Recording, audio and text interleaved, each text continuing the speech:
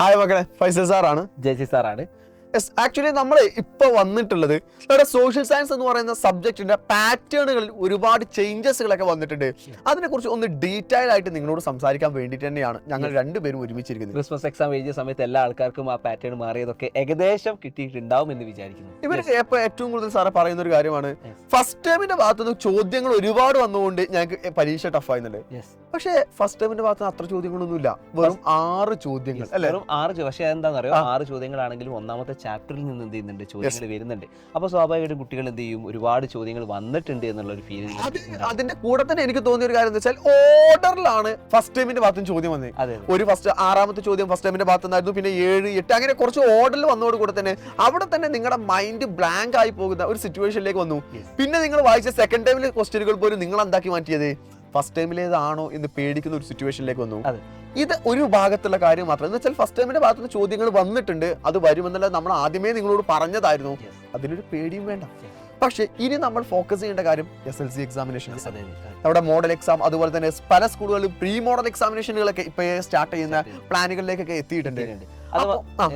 അത് മാത്രമല്ല, നമുക്കിപ്പോ ചില ചോദ്യങ്ങളാണെങ്കിൽ സാറിന് ഒരു 1 വേർഡ് ക്വസ്റ്റ്യൻ തന്നെ സാറൊന്ന് ജസ്റ്റ് ഒന്ന് വായിച്ചു കഴിഞ്ഞാൽ, നമ്മുടെ ഉദാഹരണം പറയുന്നത് മക്കളെ, നമ്മുടെ പാറ്റേണുകൾ മാറിയിട്ടുണ്ട് അല്ലെങ്കിൽ ക്വസ്റ്റ്യനുകൾ മാറിയിട്ടുണ്ട്, PYQ നിങ്ങൾ പഠിച്ചാൽ പോരാ എന്ന് പറയാനുള്ള കാരണം, ഒരു ഉദാഹരണത്തിന് നമ്മുടെ 2ാമത്തെ ചോദ്യമായിരുന്നു മക്കളെ, ഭഗത് സിംഗ്, ചന്ദ്രശേഖർ ആസാദ്, രാജ്ഗുരു, സുഖ്ദേവ് എന്നിവരുടെ നേതൃത്വത്തിൽ സായുധ വിപ്ലവത്തിനായി ആരംഭിച്ച സേനാ വിഭാഗം ഏതാണ്? ഈ ഒരു ചോദ്യം സാറ് മുമ്പ് പരീക്ഷയ്ക്ക് വന്നിട്ടുണ്ട്. അങ്ങനെയുള്ള ചോദ്യങ്ങളായിട്ട് നമ്മൾ കണ്ടിട്ടില്ല. ഈ ഒരു പാറ്റേണിലല്ല വരിക. ഒന്നെങ്കിൽ എന്ത് ചെയ്യും, ഒരു ഓർഗനൈസേഷൻ തരും, എന്നിട്ട് അത് ആരാ നിർമ്മിച്ചത് ചോദിക്കും, മാച്ച് ദ ഫോളോയിങ് ചോദിക്കും. അല്ല, ഒരു 4 പേരുടെ പേരുകൾ തന്നുകൊണ്ട് നമ്മളൊന്ന് പേടിപ്പിക്കുന്ന സിറ്റുവേഷൻ അല്ല. ഇതിനെക്കാട്ടും വലിയ ടഫ് ആയിട്ടുള്ള ഒരു ക്വസ്റ്റ്യൻ അല്ലെങ്കിൽ വെറൈറ്റി ആയിട്ടൊരു ചോദ്യമായിരുന്നു 3ാമത്തെ ചോദ്യം.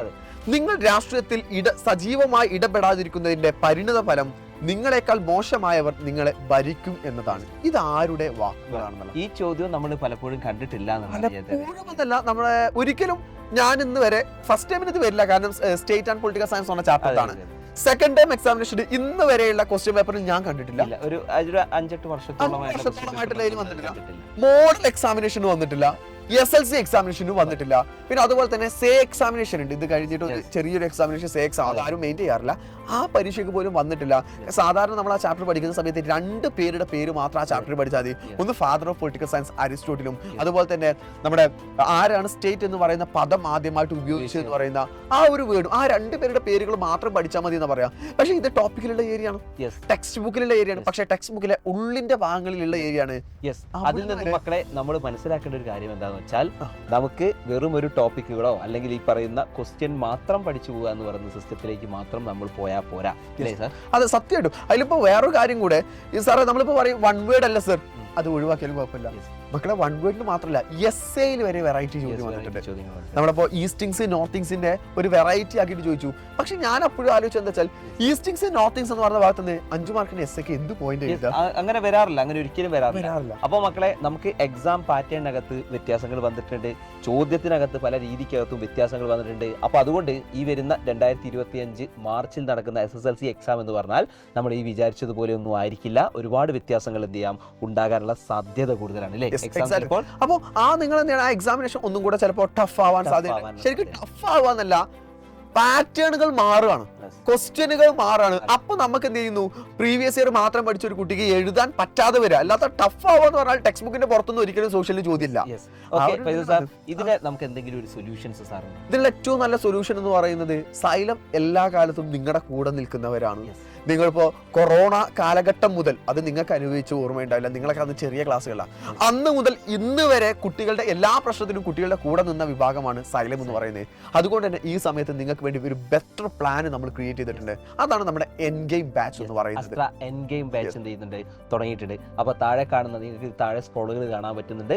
ഇതിനകത്ത് നിങ്ങൾക്ക് കോൺടാക്ട് ചെയ്ത് കഴിഞ്ഞാൽ വളരെ ഏറ്റവും അഫോർഡബിൾ ആയിട്ടുള്ള റേറ്റിൽ നിങ്ങൾക്ക് എന്ത് ചെയ്യാം, എൻ ഗെയിമിൽ ജോയിൻ ചെയ്യാം. എൻ ഗെയിമിൽ ഏറ്റവും വലിയ പ്രത്യേകത എന്ന് പറഞ്ഞാൽ, ഇപ്പൊ ഞാൻ, അതുപോലെ തന്നെ അമീൻ സാറ്, ജേസൻ സാർ, ഞങ്ങൾ 3 പേരായിരിക്കും ആക്ച്വലി സോഷ്യൽ എടുക്കുക. അത് നിങ്ങൾക്ക് എല്ലാവർക്കും അറിയാവുന്നതാണ്.